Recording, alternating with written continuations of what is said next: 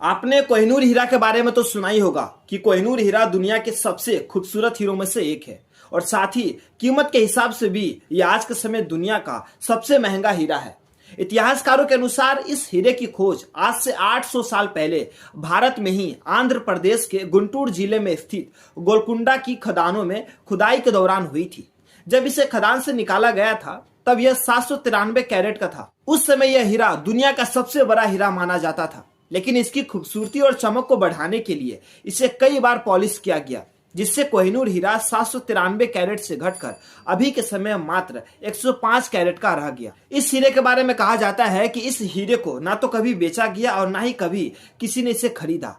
कोहिनूर हीरा को आज तक केवल युद्ध में जीता गया, छीना गया या फिर उपहार के तौर पर किसी को दिया गया है। कहने का मतलब है कि इस हीरा का व्यापार आज तक नहीं हुआ है। जब से यह हीरा खदानों से निकला है तब से यह हीरा बस एक राजा से दूसरे राजा के पास घूमता ही रहा है। आज की डेट में यह हीरा ब्रिटेन यानी इंग्लैंड देश के राजधानी लंदन में मौजूद है। यह हीरा जब खदान से निकला था तब इस हीरा का पहला मालिक काकतीय राजवंश थे। फिर इसके बाद यह हीरा भारत के कई शासकों के पास रहा, जैसे अलाउद्दीन खिलजी, इब्राहिम लोदी मुगल शासक।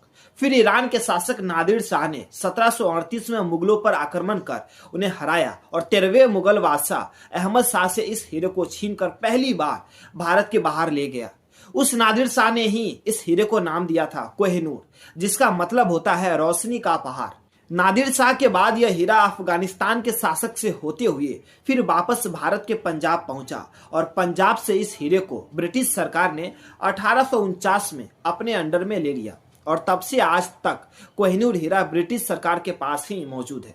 भारत की ओर से कोहिनूर हीरा को इंग्लैंड से वापस लाने की अब तक कई दफा कोशिश की जा चुकी है, लेकिन ब्रिटेन यह दावा करता है कि उसने कानूनी तौर पर इस हीरे को हासिल किया है। इसी वजह से ब्रिटेन भारत को यह बेशकीमती कोहिनूर हीरा नहीं लौटाना चाहता है।